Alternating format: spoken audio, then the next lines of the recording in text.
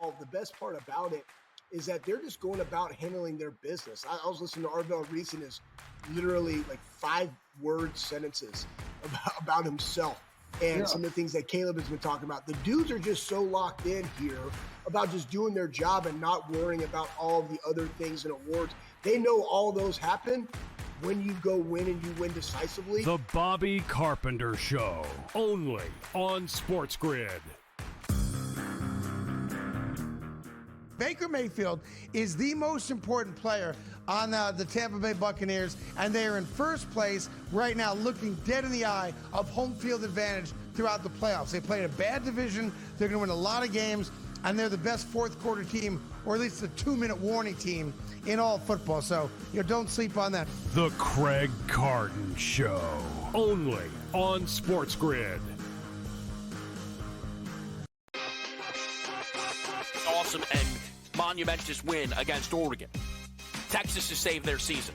Texas has given themselves life to potentially crash the college football playoff party. For OU, a loss to Texas shouldn't be the end of your season. And yet with that remaining schedule, it feels like it could be. Books certainly pricing it that way. A lot of movement off of the Red River rivalry. Game time decisions, only on SportsGrid. Paige or Caitlin? Who do you take and why? I think for the WNBA, in a sense where they're moving toward more guards when it's been very post and big heavy in the past. But there's a reason why Caitlin Clark set all those records at college and then went into the WNBA and set all those records immediately. I really think she's just a different level talent. Betting above the rim, only on Sport.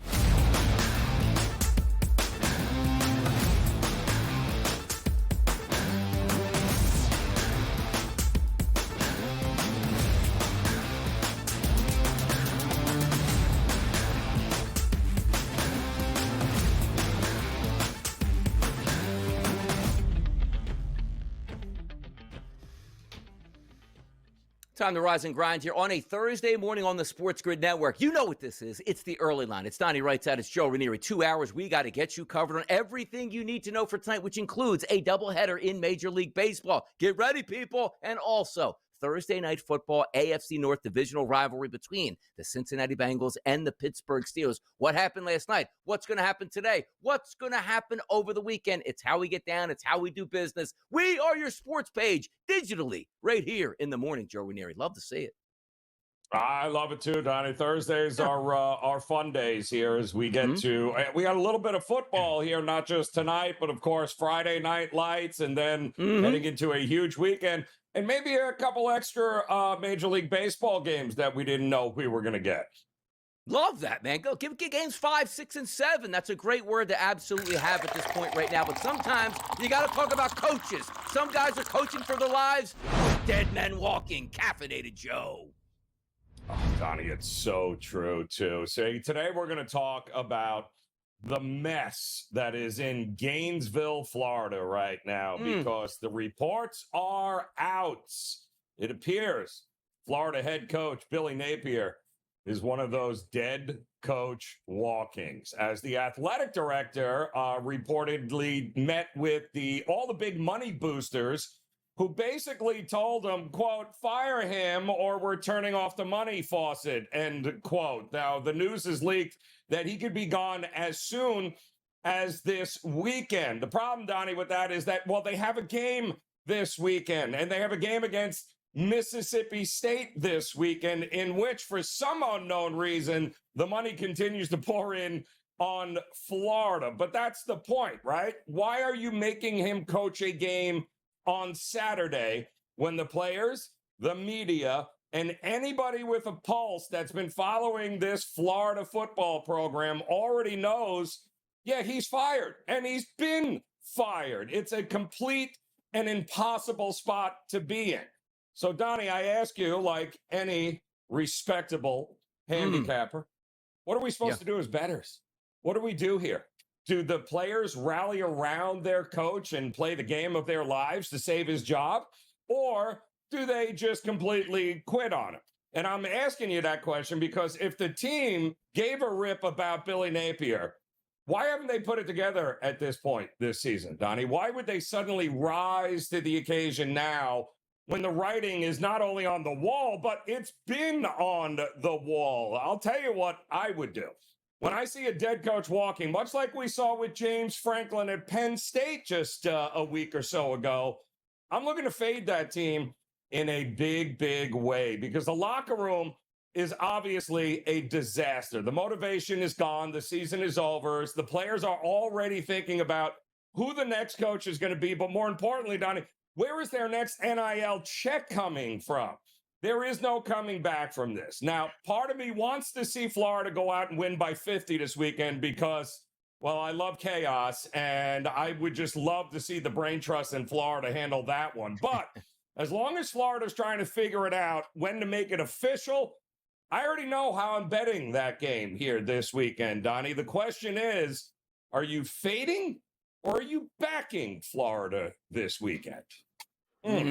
Always some tough times. And by the way, as much as we get on teams like Florida for not winning and Billy Napier, that schedule, I don't know if Nick Saban combined with Bear Bryant could win with that schedule in Florida. It's just the way it shakes out, but that's life in the SEC. You are hired to get fired in most professional sports, which now collegiate football really is professional sports. Don't feel bad for Billy Napier. When that axe comes down, he's going to get a lot of money in his bank account with people saying, hey, how would you like to invest that money? And he'll get a job somewhere else. Just tough to know going into this weekend. Once you lose within hours, you will be removed from your position. It's just the way of life there in big business, in big college football. Let's turn it over to the early lineup here. Big business also in the state of Florida is the Miami Dolphins. Tua Tagovailoa is like, man, nobody shows up around and nobody cares. Oops, maybe I shouldn't have said that out loud. And then he'll remind you that he gets paid a lot of money, doesn't care what the fans think. Not a good sight where maybe we have multiple dead men walking in Florida as head coaches here. That's, again, Donnie, as responsible handicappers, I would explain to you that when the writing is on the wall, if it walks like a duck and talks like a duck, it's usually a dead coach walking. And that's exactly what we've got going on in both Florida, Donnie, and ironically, Miami with Tua and this coaching staff and the general manager. You didn't make a mistake, Tua. You actually had, you had a moment of clarity and honesty with the media. I don't think you should ever have to apologize to that for some unwritten rule. The reality is the organization is dysfunctional. The locker room is dysfunctional. And all you did was tell the truth. I don't think you should apologize for ever telling the truth, Donnie.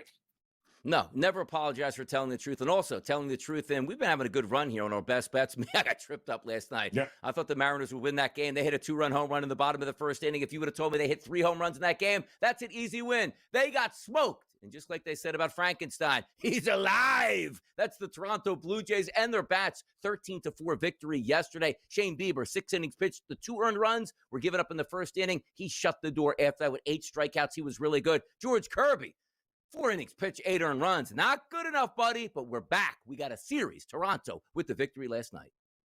We talked about it yesterday. We said, listen, Toronto made the trade for Bieber for one reason and one reason only. And it was that game last night that you wanted him on that staff, that you needed him on that staff.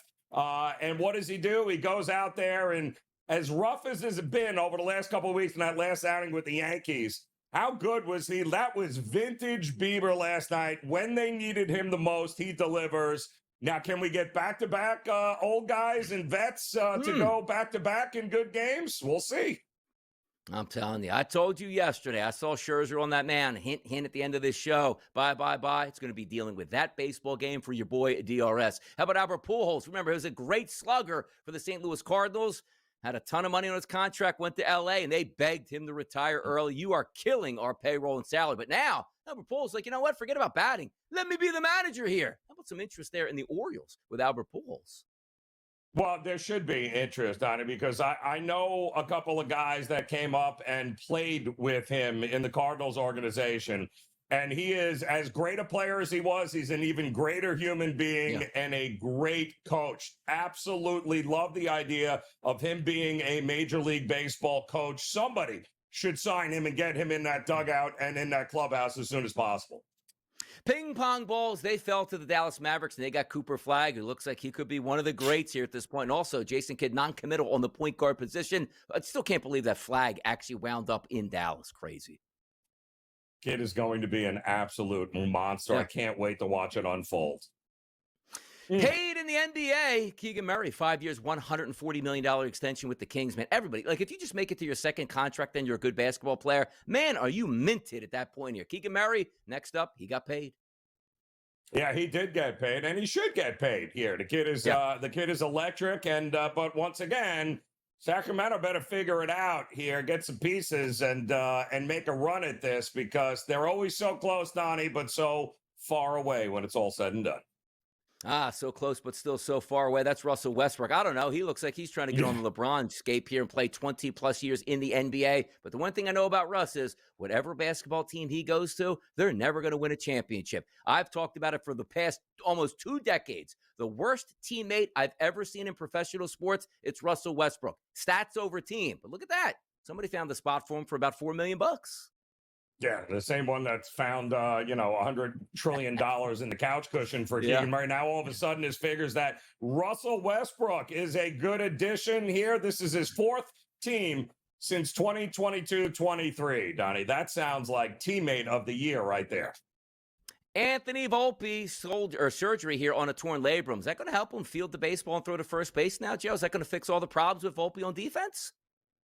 They denied he had any injury the entire season, Donnie. Like, they went out of their way to tell us he was fine, and now he's not fine. That's one of those where it's like, hey, kid, you're not going to get surgery. We're going to put it out there. Take a vacation. We're going to make all this up to help you out in your next season here. The way it is. Spreadlines next on the Early Line.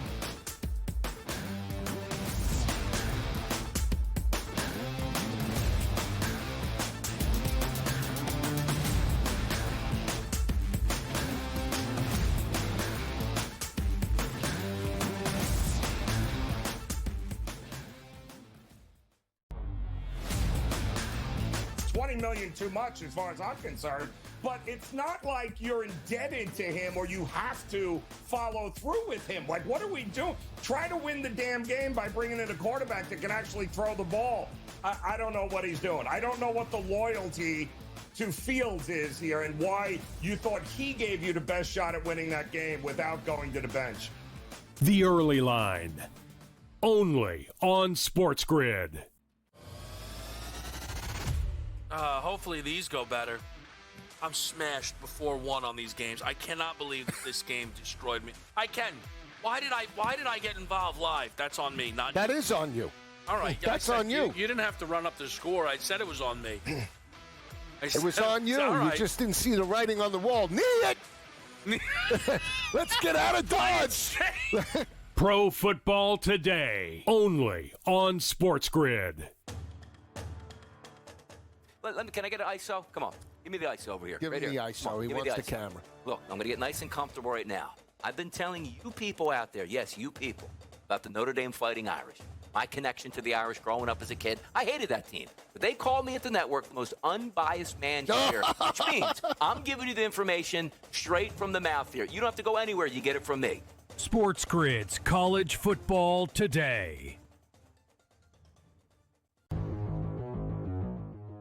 I think Kendra Miller's role continues to grow in this offense. So I think as you're looking at bye weeks continuing on and looking for running back depth, as always, we all know the dynamic can change in a minute, right? We've done this so many times in the last couple of weeks. We were adding Woody Marks before his game. We were adding Brashard Smith last week. I still want to add Brashard Smith this week. I want to add the guys that I think have upside for the second half, and Kendra Miller is definitely one of those backs. Fantasy Sports Today, only on SportsGrid.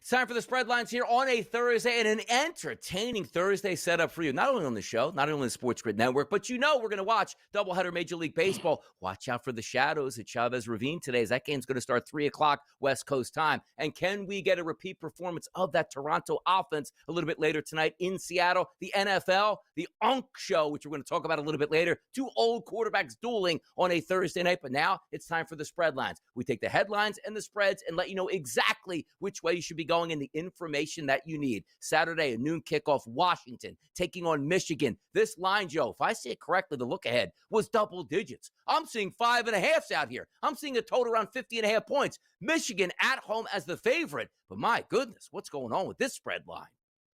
Right, Michigan at the Big House, Donnie, and there has been nothing. This opened up around 6.5, and it has been all Washington money, moving this thing down to right around the 5.5 mark, and it doesn't look like it's slowing down. The public sees Michigan as that short a favorite, seems to love them at home, but yeah, the Sharps seem to be thinking something else here, and with good reason. I mean, number one, you have a team like Washington who is a dog, but they average 33 points per game, Donnie. This is a legit offense here that can score on anybody, which means as a dog, they should not have a problem putting up some points here. And we just watched USC put up points against this vaunted Michigan defense, 31-13. They were only a 3-point road dog there and couldn't get it done. So Washington enjoying the sharp money so far. It's kind of in that no man's land if you're thinking Michigan, Donnie, because 5.5, it's no man's land for the books here, but it would be simply dog or pass for me because I don't know that you're going to get this influx of money pushing this number up closer to 7 anymore at this point. You want a good game? You want to take a look at this weekend where so many things are up in the air? How about Penn State and Iowa, 7 p.m. on Saturday night? Penn State comes into this game as an underdog of roughly 3 points across the board and a total, which opened up around 45.5. The Drew Aller injury pushed that now down to 39.5, exactly where Iowa wants it. I'm going to say this. Penn State can do something fantastic. If they hire Keegan-Michael Key to run out of that tunnel with Penn State and that football team, I'll be back right on their side, Joe. But the spread line for Penn State and Iowa could be many things. But what's it to you?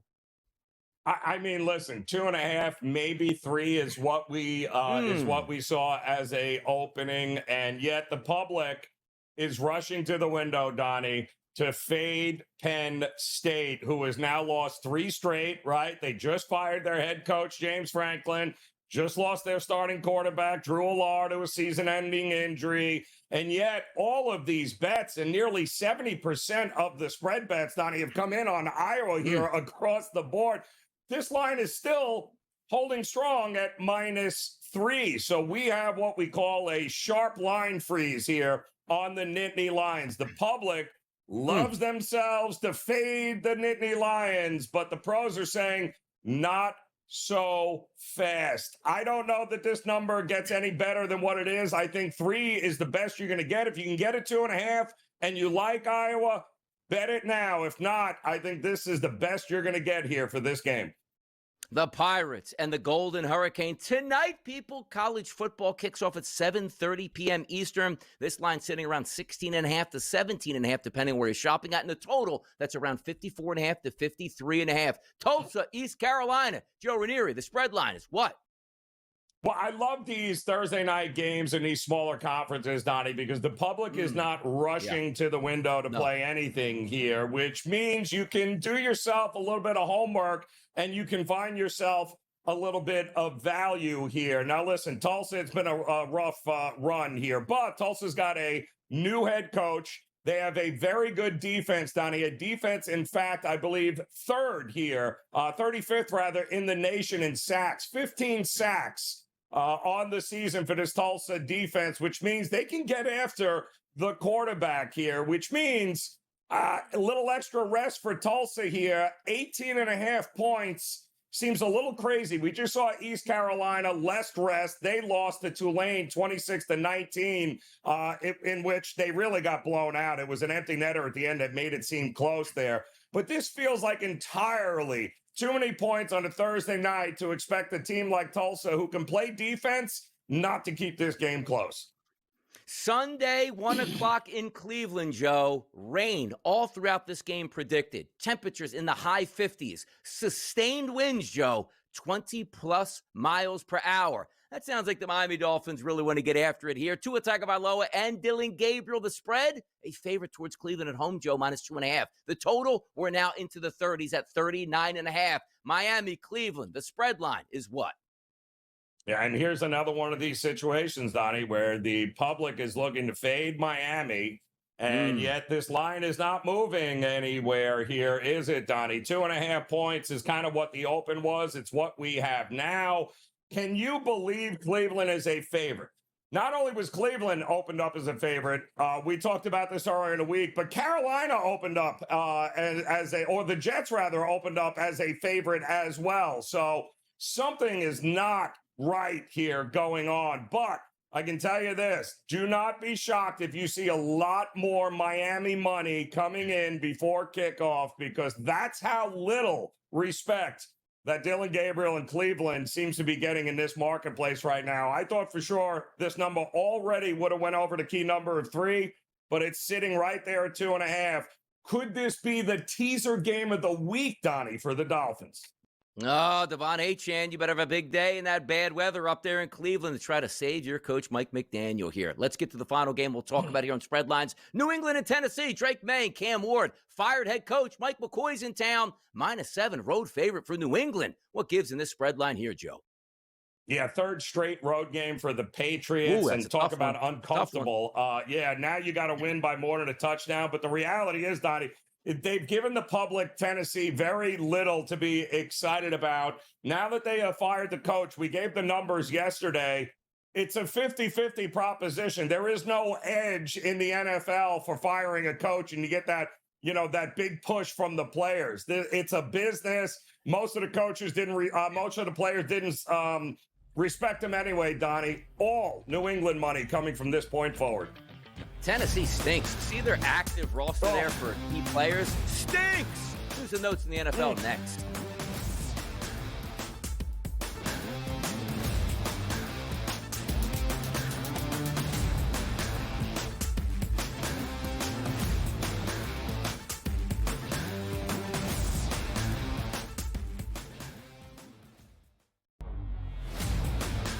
Have you been watching Tua Tagovailoa's post-game press conferences where he basically like, yeah, I'm getting paid, deal with it. By the way, how's the team? Nobody shows up to meetings, players-only meetings, people skip out. Nobody cares around here, and we lost again. Tua threw 3 interceptions. Yes, he's part of the problem. James Franklin got fired from Penn State, we'll talk about later. When is McDaniels getting shown the door? This team is ridiculous, Joe. The Early Line, only on SportsGrid. Tell the coordinators what you want. I just don't get it. I don't. These coaches are so chummy with each other that they don't want to throw their guy under the bus. You're getting paid the $10 million. He's not. Take a rein and change the game plan. Right. If it's not working and the offensive coordinator is not getting it done, you need to have input. Pro Football Today, only on SportsGrid. You love this segment. You nicknamed this segment. You sort of put your mark on it with the rats with the cash. There's rats. Right? And they're the garbage games. Although one of the games... What are you saying, rats hang out in garbage? What's wrong with you? Yeah, they do. Hang out in New York City. You'll see it. A lot of rats in New York City. That's the way it is, man. Hey, we don't want to throw any names out there. Exactly. Philly, too. Yeah, we don't talk about that. SportsGrid's College Football Today. You may be surprised, because I am, that the athlete in the world who has become the first billionaire is Cristiano Ronaldo. I did not know that, and I did not have that on my bingo card. So after his contract that he just signed, it means that he's the first athlete to ever earn $1 billion playing sports. Newswire, only on SportsGrid.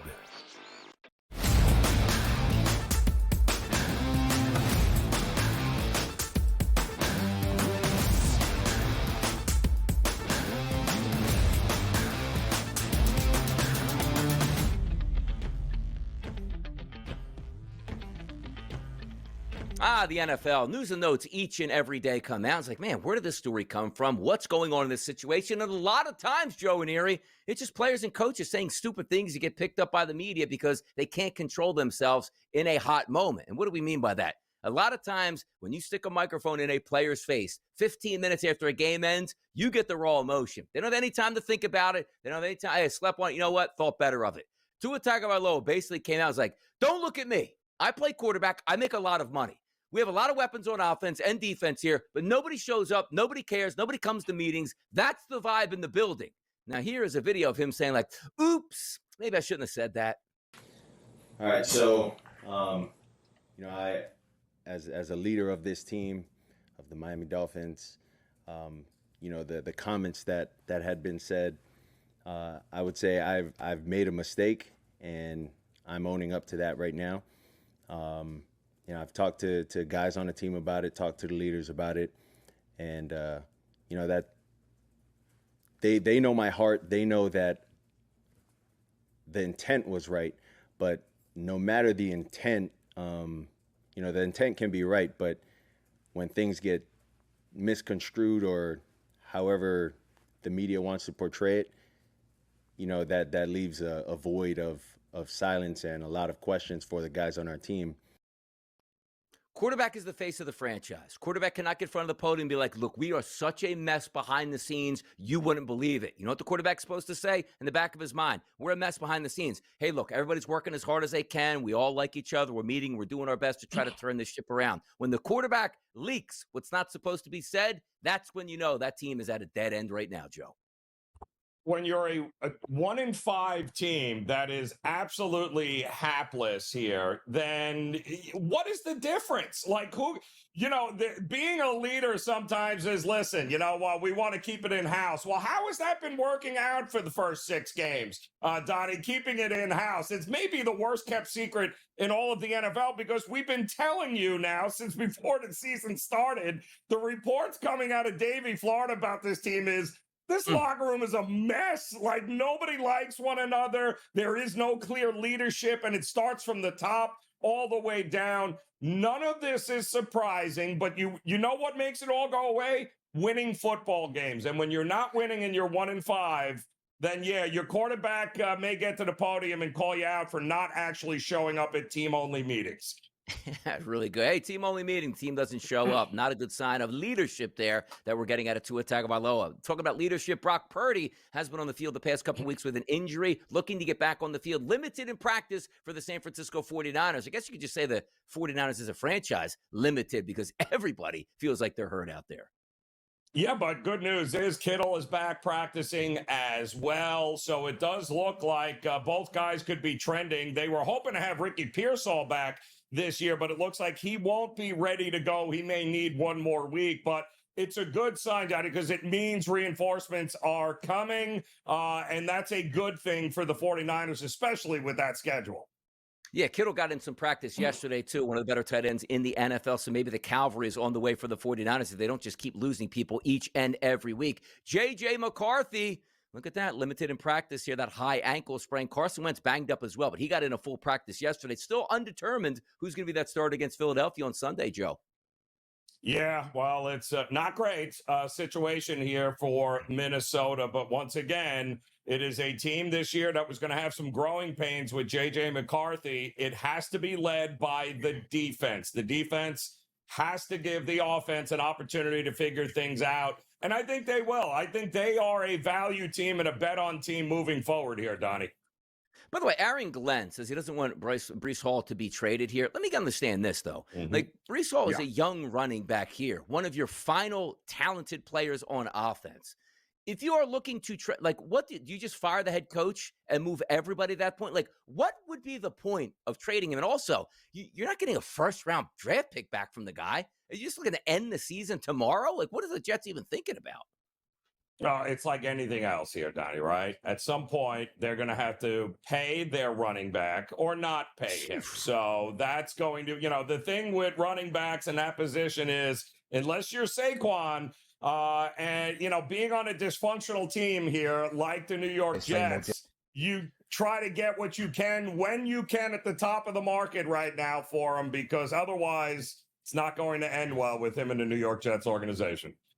Jets doesn't stand for a jet in the sky. Jets is just end the season. It looks like the Jets fans are looking to end the season already. But by the way, am I wrong for looking at that Carolina Jets game, be fully intrigued on that Jets offense this weekend? I'm crazy, man. I'm crazy like that. I just might take a team total to the over on the Jets. We'll be right back on the early line.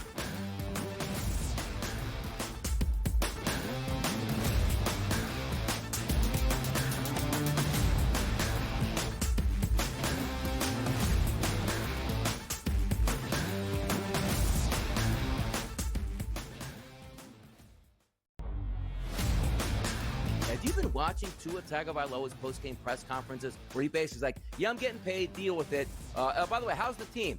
Nobody shows up to meetings, players-only meetings, people skip out. Nobody cares around here, and we lost again. Tua threw 3 interceptions. Yes, he's part of the problem.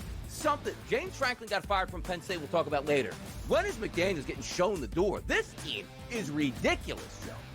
The Early Line, only on SportsGrid. Tell the coordinators what you want. I just don't get it. I don't.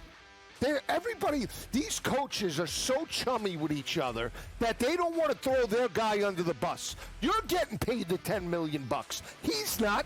Take a rein and change the game plan. Right. If it's not working and the offensive coordinator is not getting it done, you need to have input. Pro Football Today, only on SportsGrid. You love this segment. You nicknamed this segment. You sort of put your mark on it with the rats with the cash. There's rats. Right? And they're the garbage games. Although one of the games... What are you saying, rats hang out in garbage? What's wrong with you? Yeah, they do. Hang out in New York City. You'll see it. A lot of rats in New York City. That's the way it is, man. Hey, we don't want to throw any names out there. Exactly. Philly, too. Yeah, we don't talk about that. SportsGrid's College Football Today. You may be surprised, because I am, that the athlete in the world who has become the first billionaire is Cristiano Ronaldo. I did not know that, and I did not have that on my bingo card. So after his contract that he just signed, it means that he's the first athlete to ever earn $1 billion playing sports. Newswire, only on SportsGrid.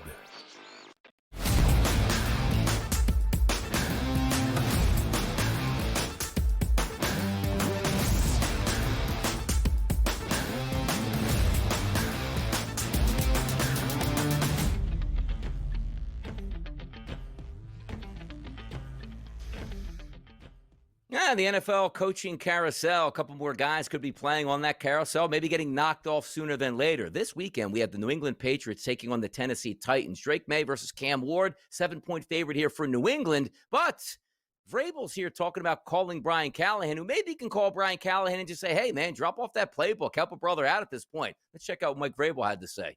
Is it true that you reached out to Brian Callahan this week? Is that true? Yeah, sure. Why? Of course I did. I mean, I don't want to see anybody that shares a job with you, I mean, get let go. That's not the, that's a tough feeling, with family and school and, whether it's in college or pro, like we're in the media every single day. And there's a human element to this, and that I don't want to forget. I just remember all those coaches that were people that reached out after I was let go.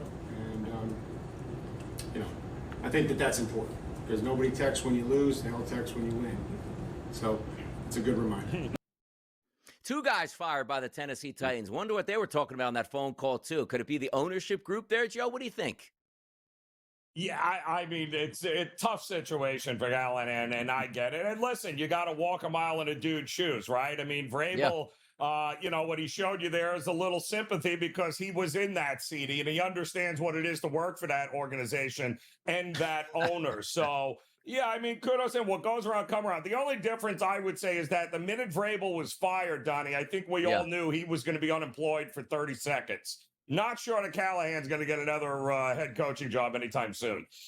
By the way, sometimes you could see this coming down the line. Like, there are coaches, don't get me wrong, that's surprised that you're not really household names. But when Callahan got that job for the Titans, and if you would ask just your casual NFL fan outside of Tennessee who coaches the Titans, like, nobody knows that. Like, it's hard to sometimes, like, who's a baseball manager, a hockey, head coach at that point. But when you look at the NFL, most people know just about every single head coach. That was one of those where I don't think most people could have said who the head coach of the Titans was. And I guess they were right because that team absolutely flat out stunk. Now, the Battle of the Unks tonight, Joe. You want to flip the page here? Thursday Night Football, Pittsburgh and Cincinnati. Flacco versus Rodgers. Line sitting at 5.5 and a total of 44.5.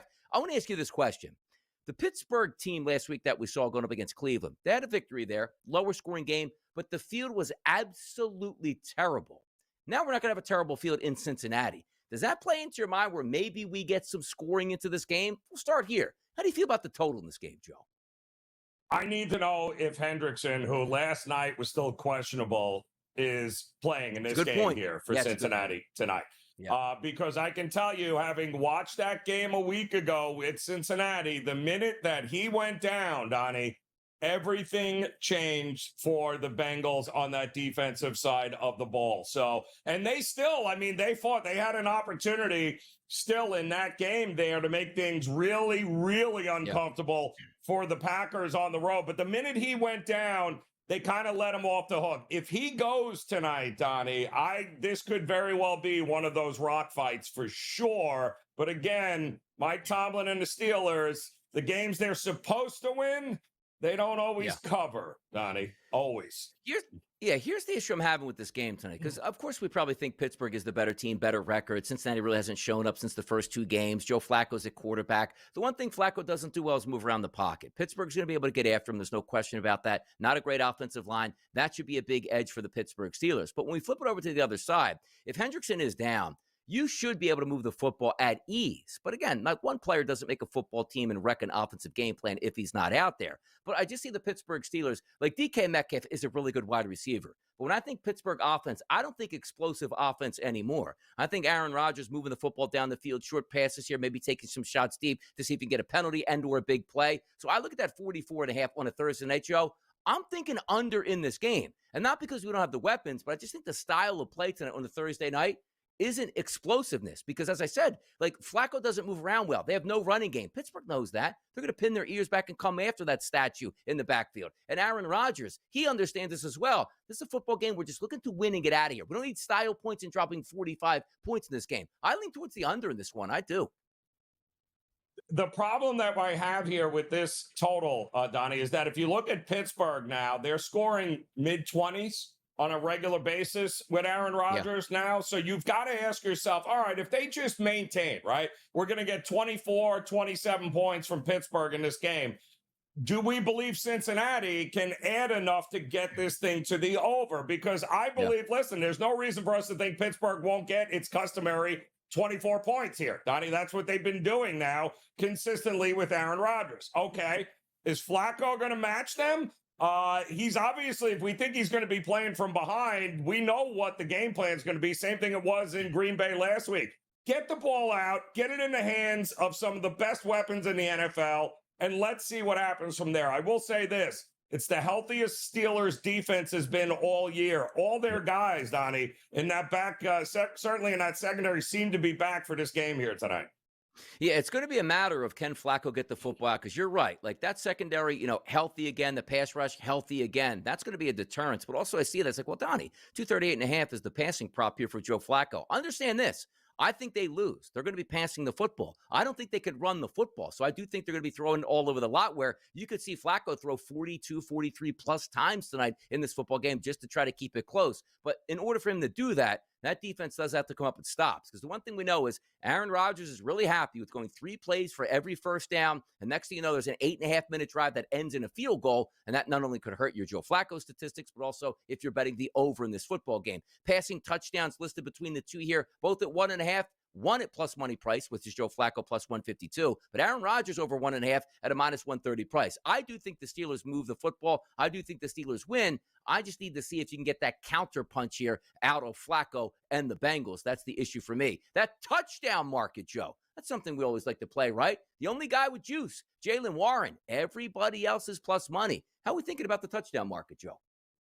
Well, we saw it last week in Green Bay with Cincinnati, right? They're going to get the ball to Jamar. They're going to, just keep throwing it to Jamar. He's going to get open. They will concede that there.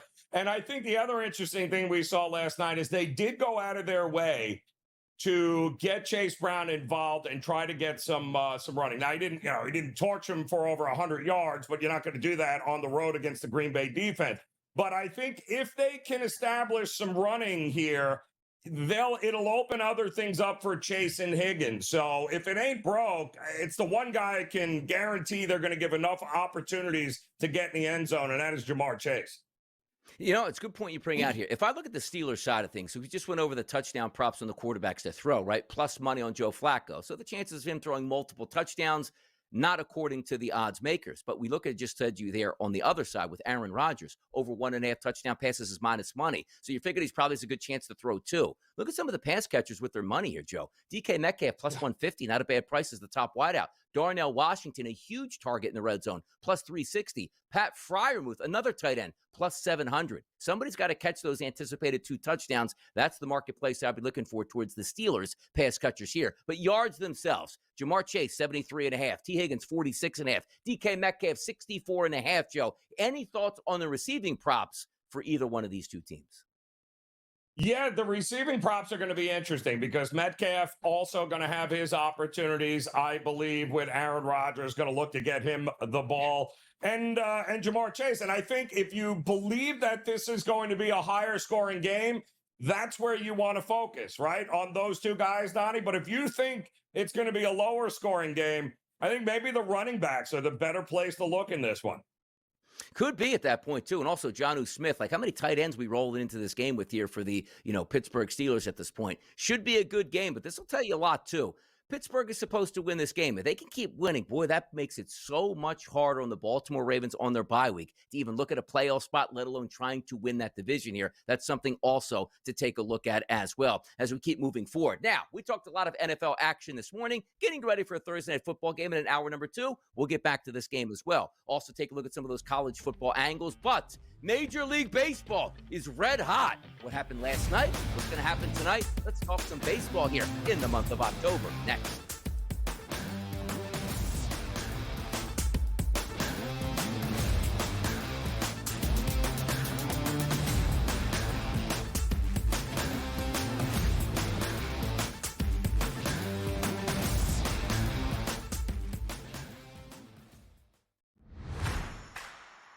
The best part about it is that they're just going about handling their business. I was listening to Arvell Reese and his literally like 5-word sentences about himself and some of the things that Caleb has been talking about. The dudes are just so locked in here about just doing their job and not worrying about all the other things and awards. They know all those happen when you go win and you win decisively. The Bobby Carpenter Show, only on SportsGrid. Baker Mayfield is the most important player on the Tampa Bay Buccaneers, and they are in first place right now, looking dead in the eye of home field advantage throughout the playoffs. They played a bad division. They're going to win a lot of games, and they're the best fourth quarter team, or at least the 2-minute warning team in all football. So, don't sleep on that. The Craig Carton Show, only on SportsGrid. Awesome and monumentous win against Oregon. Texas has saved their season. Texas has given themselves life to potentially crash the college football playoff party. For OU, a loss to Texas shouldn't be the end of your season. And yet with that remaining schedule, it feels like it could be. Books certainly pricing it that way. A lot of movement off of the Red River rivalry. Game time decisions, only on SportsGrid. Paige or Caitlin? Who do you take and why? I think for the WNBA, in a sense where they're moving toward more guards when it's been very post and big heavy in the past. But there's a reason why Caitlin Clark set all those records at college and then went into the WNBA and set all those records immediately. I really do think she's just a different level talent. Betting above the rim, only on SportsGrid.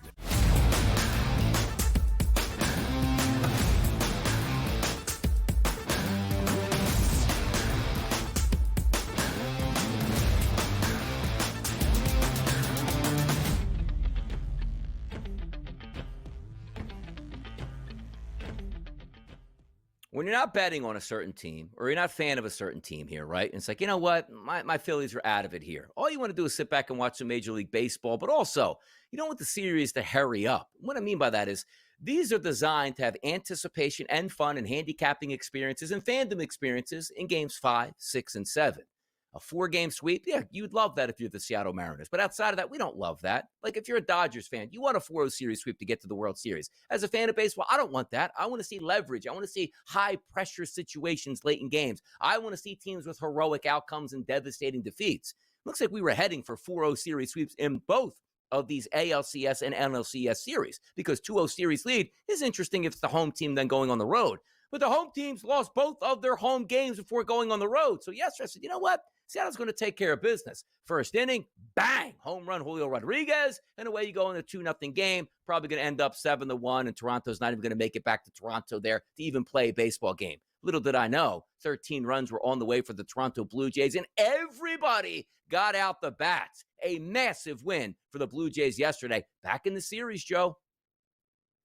Yeah, no, this was vintage Toronto, what we got there. And it looked like the first time through the order, Kirby was going to be, oh boy, here we go again, right? Vintage, just like we watched with the Dodgers starting pitchers against the Brewers hitters.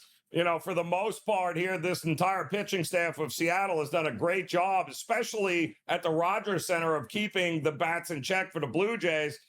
And it looked good through the first time through. I think he only gave up an infield single in the first 2 innings.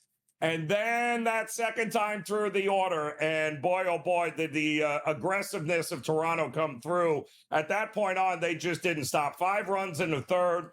And then they just kept pouring it on after that. So, hey, listen, that's vintage Toronto. That's what we need to see. I don't know, Donnie, that we'll be looking at many unders in this series the rest of the way. No, and I don't think we're looking at an under tonight. Hint, hint, people. But how about this? The ALCS winner was much higher advantage yesterday before the game started for the Seattle Mariners. Now we see the Mariners still comfortable favorite. Minus 270, but the price point on the Jays at a plus 220 price there, Joe. Any bites on the apple right there on any one of those prices? Well, we told you, right? 2-0, history tells us those teams go on who are up 2-0 in a best of 7, 86% of the time. They go on to win the series. Now 2-1 drops into the low 70% mark. So all they got to do if I'm Toronto is you just got to get this back to the Rogers Center, right? So that's what you've got to do here. If you think they can do that, if they can tie this series up 2-2, it is a new ball game, and you won't be able to get the what, plus 270 right now, Donnie? I wouldn't stick a fork in Toronto just yet. How about Vlad the Impaler last night? 4 for 4. Did you know Vladimir Guerrero Jr. is now hitting 464 in the playoffs, where everybody in my Philadelphia Phillies hitting like 100 here? Vladdy just coming up big when you need him. And man, oh man, they were hitting heat-seeking missiles last night in T-Mobile. Vladdy was on top of it. I think the average exit velocity on the shots yesterday against it were like 95 miles per hour, 96. They were putting barrels on balls against Kirby there. And that's what the Blue Jays do. They don't strike out a ton, but they're going to force you to make plays defensively. A lot of those hits last night, you weren't making a play defensively. That was an impressive showing. George Springer's played a lot of postseason action, had a lot of success here. How about this? 22nd career postseason home run, tying him with Bernie Williams for 4th most all time. Now, when you see that, you see Schwarber's on there, Altuve, Ramirez. Understand this, though. Well, why isn't Babe Ruth on that? Babe Ruth played like two playoff games a season. You now have wild card, NLDS, NLCS, World Series. So if you're on good teams, you're going to play a lot more games. But still, coming up big in the postseason, it's a pretty good achievement when you look back on history here, and George Springer making some history. The dude is money. I mean, let's face it. Been there. He has done that. It is the one guy in this Toronto lineup here that, you can say that about, where we know what we're going to get from him. But Bieber was the other guy, and that was the big question going into that game, Donnie, is, the Yankees roughed him up. He had given up a lot of barrels, good old Shane Bieber, since he came back. Because he doesn't throw 98 miles an hour. He's never going to miss your bat. He's going to force you to swing at bad pitches. And my goodness, did he do a lot of that after that first inning there. Impressive stuff. Damage there. The NLCS, which is going to take place today, or should I say this afternoon, out there on the West Coast, 6 o'clock time on the East Coast. The Dodgers series price, minus 1,500. The price point for the Brewers, plus 940. Why is that? Well, the Dodgers right now are a better team. The Dodgers are up 2-0, and the Dodgers have 3 straight home games in Chavez Ravine. The chances that the Brewers get a home game, kind of slim at this point. But, Joe, seeing the Brewers at a plus 940 price, the average Joes, as they like to call them, is there any life in that team? Any support for almost 10-1? not going 10 to up 1, against Joe. this. 10 to 1. Not going up against this starting rotation. Listen, Donnie, this is not a train I think we want to step in front of, no matter how good the price. And it's been like that. We told you since September 1st. Starting pitching for the Dodgers in 33 games has gone 15-3. They've only given up 39 earned runs in 33 games. That's about 1.1 earned runs per start. Don't even get me started with the hits, Donnie. 101 hits in 33 games. They're giving up just 3 hits per game on a month and a half now. I'm good. The starting pitching wins. Dodgers advance. They'll play for a World Series repeat. You watch like the Little League World Series, and like one of these teams usually has that pitcher that throws the equivalent like 110 miles an hour and nobody can touch. It feels like the Dodgers have all of those kids on their team now pitching in the Little League World Series at 110 miles per hour. Nobody can hit them. Maybe that changes tonight. I don't think it does here. Quickly, Joe, let's take a look here at the World Series winner odds. The Dodgers, no surprise, -170 price. The Mariners moved back a little bit because they lost last night, but still a +180, followed by the Jays and the Brewers here. It's pretty much paint by numbers at this point. We're thinking the Dodgers and the Mariners will be in the World Series, hence the price points there. But some juicy prices, 13 to 1 and 18 to 1 if you want some of those dogs, Joe. Bet the Dodgers now. You're never going to sniff this price under $2 again after this game tonight. Do it now. If you haven't done it, back them. Even though we haven't had a back-to-back champion in a long time, Donnie, it's shaping up that way. I'll tell you, and imagine if Ohtani actually starts to get some base hits at the plate here. Watch out, Dodgers. Man, let's handicap both of these games tonight. Double header, baby. Love to see it.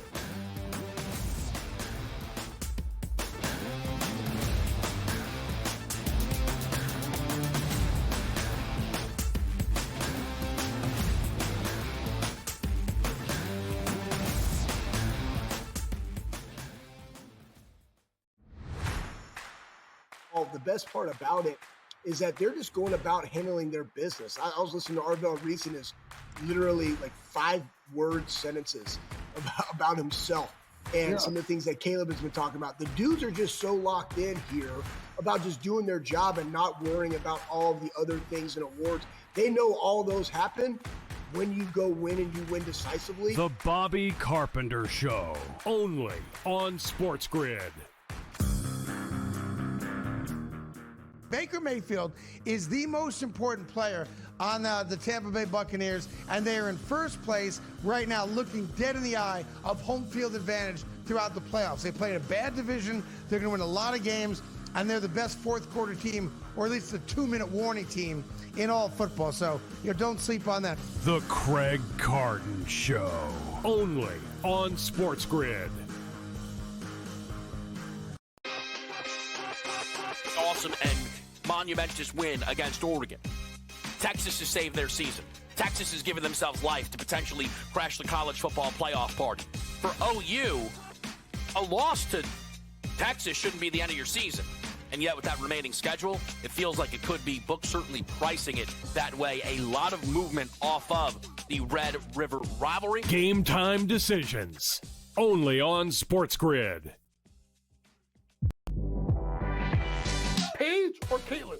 Who do you take and why? I think for the WNBA, in a sense where they're moving toward more guards when it's been very post and big heavy in the past. But there's a reason why Caitlin Clark set all those records at college and then went into the WNBA and set all those records immediately. I really do think she's just a different level talent. Betting above the rim, only on SportsGrid.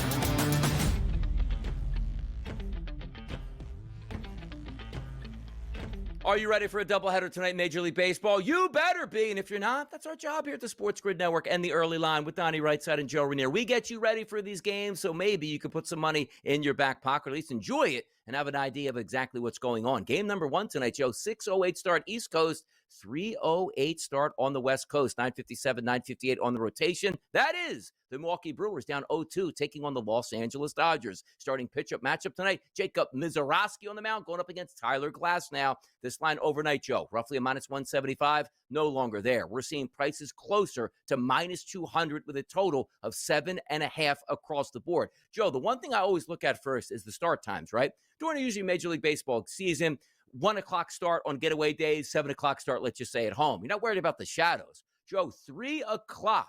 Shadows are going to creep in by the end of that baseball game. Does that worry you on the total or have any effect? Or is it just, hey, man, now you're going to throw shadows and try to hit the Dodgers pitching? That can't happen. How are we feeling about tonight's game between the Brewers and the Dodgers?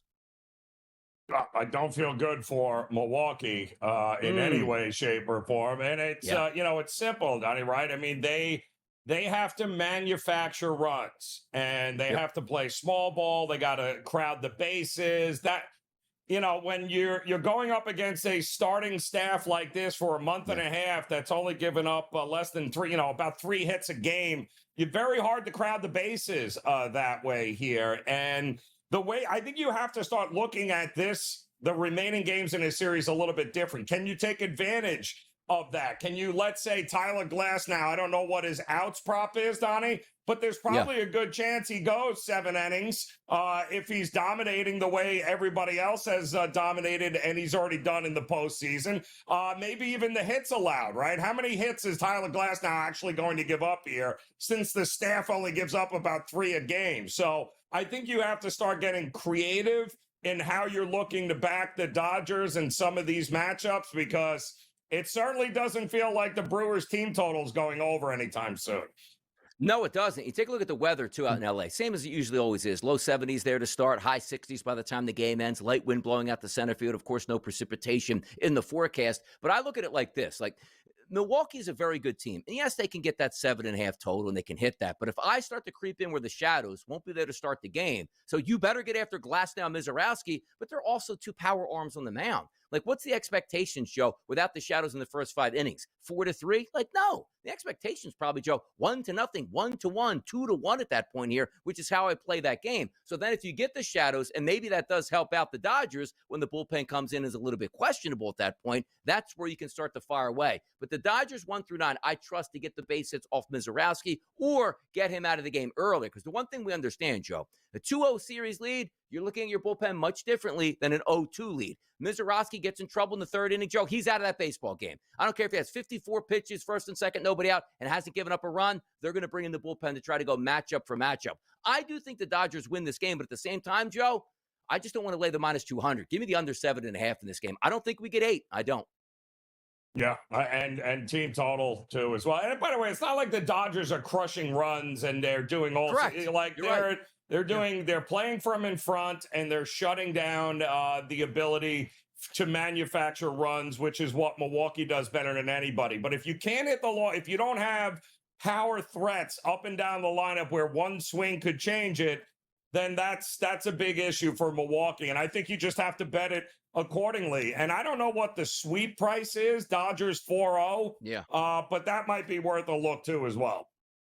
How about Toronto and Seattle? They're going to play again tonight after the bats came alive yesterday for Toronto, getting them back in the series. A lot of excitement here. This line also, Joe, is a total 7.5, just like we talked about for Milwaukee and Los Angeles. Scherzer versus Castillo, 2 veterans on the mound, and a favorite here for Seattle between minus 137, anywhere between minus 130 at that point, so under minus 140. Max Scherzer has been god-awful terrible over the past month. They're giving him a little bit extra rest, but still all hands on deck tonight. I think the Mariners win, but you know what I'm more comfortable with, Joe? If I can just have that momentum that Toronto had at the plate yesterday, and Scherzer as bad as he is, this game can't be 3-3 at some point in the 6th or 7th inning, which gives you a great look at over 7.5. Give me the over the total in this game between Toronto and Seattle. What are you thinking about tonight on this one? There's no way you can sweat out an under. I mean, because here's the other fun fact is that they're not going to let Scherzer turn the lineup over twice. So you've got 3 innings, maybe 4, and you know who they're bringing in after that. The next guy up will probably be Chris Bassett the minute Scherzer gets into trouble. And he, too, although he was great early on in the season, he kind of got worse as the season went on. Could be a lot of runs in this one. Great night tonight in Major League Baseball and the NFL, and also a great hour number 2 is on deck. Stick it right here on the grid.